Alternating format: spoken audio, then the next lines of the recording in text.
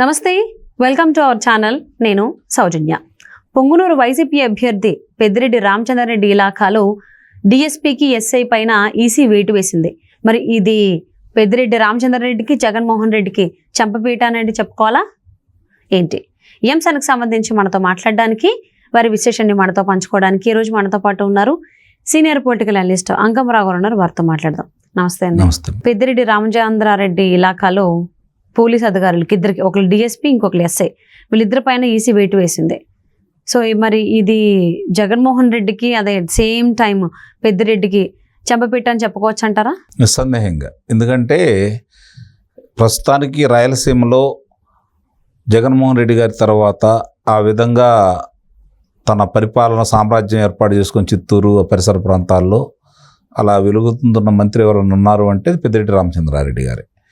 ఇప్పుడు ఆ డిఎస్పీ మహేశ్వర్ రెడ్డి గారు కావచ్చు, లేకపోతే సిఐ మీరు చెప్పిన మారుతి గారు కావచ్చు, ఆ రోజు రామచంద్ర యాదవ్ అంటే ఇప్పుడు ఎవరైతే ఆయన మీద పోటీ చేస్తున్నాడో ఓ పార్టీ పెట్టుకొని ఆయన వాళ్ళ స్వగ్రామానికి వెళ్ళినప్పుడు, పెద్దిరెడ్డి గారి స్వగ్రామానికి వెళ్ళినప్పుడు, ప్రచారానికి వెళ్ళినప్పుడు అతన్ని 15 కిలోమీటర్లు తరిమి అతని వాహనాలను ధ్వంసం చేసి తగలబెట్టి ఆయన ప్రాణభయంతో పోలీస్ స్టేషన్కి వచ్చేసి లోన తలుపేసుకుంటూ ఉంటే బయట ఉన్న ఆయన 4 వాహనాలు కూడా తగలబెట్టారు వీళ్ళు.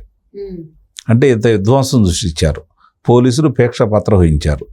దానికి కారణం ఈ మహేశ్వర్ రెడ్డి గారు అలాగే మారుతి గారు అనేది ఎన్నికల సంఘం ఒక నిర్ధారణకు వచ్చి ఈరోజు వాళ్ళిద్దరిని బదిలీలు పెట్టేసింది.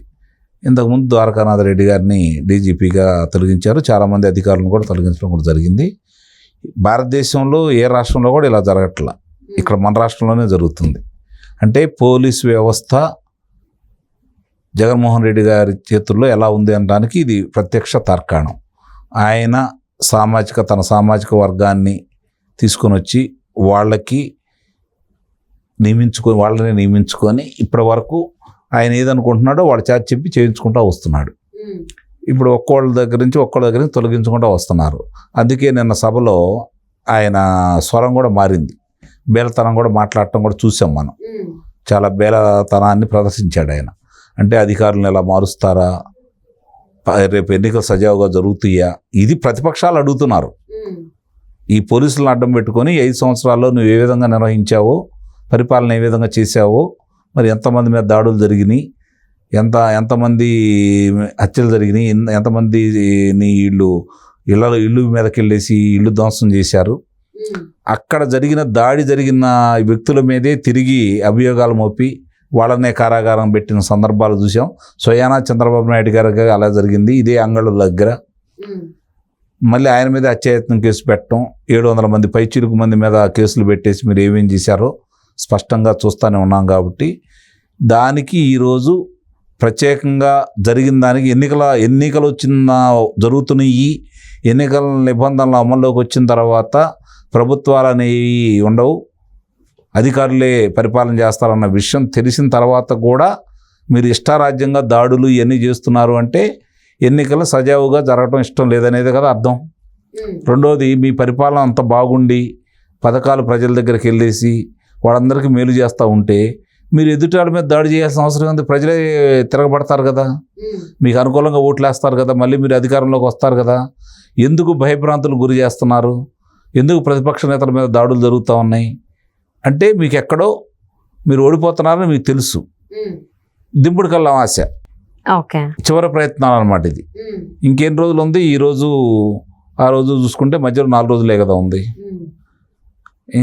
ఇంకా దగ్గరకు వచ్చేసినాయి.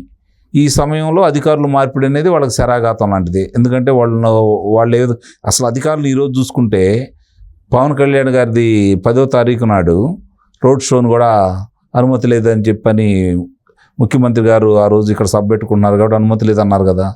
ఉదయం నుంచి సాయంత్రం దాకా వాళ్ళు అక్కడే ఎట్టు పెట్టుకొని ఆన్లైన్ సరిగ్గా లేదని చెప్పని మామూలుగా ఆన్లైన్లో ఎక్కించకుండా సాయంత్రం దాకా చెప్పేసి ఇప్పుడు తీరిగ్గా లేదని చెబుతున్నారు కదా.